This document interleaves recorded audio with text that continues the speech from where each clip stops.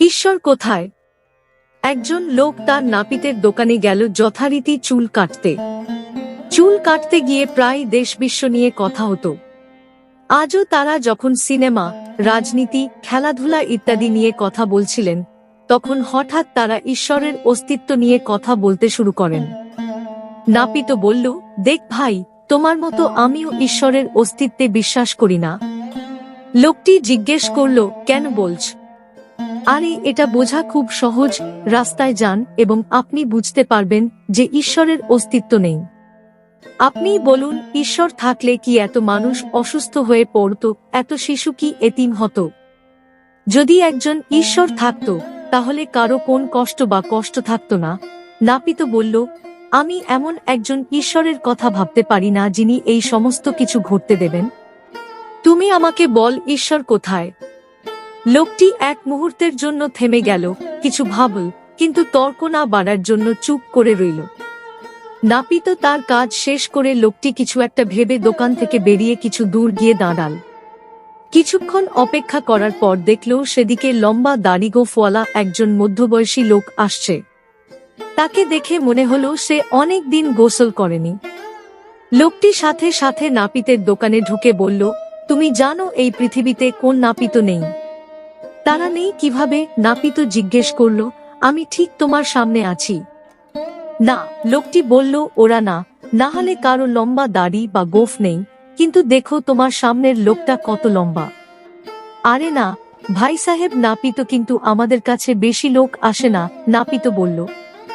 নাপিতকে থামিয়ে লোকটি বলল, ঠিক ঠিক। নাপিতকে থামিয়ে দিয়ে বলল, এই তো ঈশ্বরও আছেন, কিন্তু মানুষ তাঁর কাছে যায় না, খোঁজার চেষ্টাও করে না, এই জন্যই পৃথিবীতে এত দুঃখ বেদনা।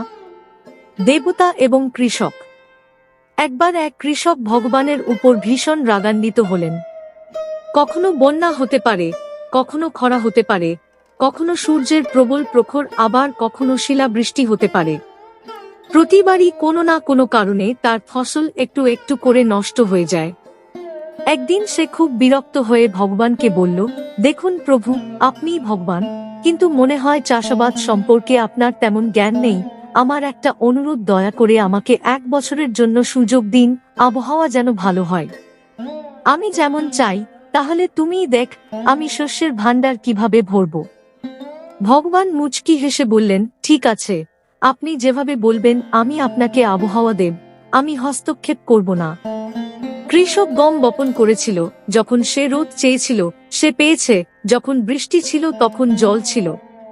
তিনি প্রবল রোদ, শিলাবৃষ্টি, বন্যা, ঝড় আসতে দেননি। সময়ের সাথে সাথে ফসল বেড়েছে এবং কৃষকও খুশি হয়েছে, কারণ এমন ফসল আজ পর্যন্ত কখনো হয়নি। কৃষক মনে মনে ভাবুন, এখন ভগবানই জানবে কিভাবে ফসল কাটবে। এত বছর ধরে আমরা অকারণে কৃষকদের কষ্ট দিয়ে আসছি। ফসল তোলার সময়ও এলো। কৃষক খুব গর্বের সাথে ফসল কাটতে গেলেন, কিন্তু ফসল কাটা শুরু করতেই হঠাৎ বুকে হাত দিয়ে বসে পড়লেন। গমের এক কানও ভিতর গম ছিল না, ভিতর থেকে সমস্ত কান খালি ছিল। খুব দুঃখ পেয়ে তিনি ভগবানকে বললেন, প্রভু, কি হয়েছে? তখন ভগবান বললেন, এটা অবশ্যই ঘটতে বাধ্য। তুমি গাছপালাকে যুদ্ধ করার সামান্যতম সুযোগও দিলে না, তারা তাদের প্রচণ্ড রোদে শুতে দেয়নি, ঝড় শিলা বৃষ্টির সাথে লড়াই করতে দেয়নি, তাদের কোন ধরনের চ্যালেঞ্জ অনুভব করতে দেয়নি। সে কারণেই ঝড় এলে সব গাছপালা ফাঁপা হয়ে যায়।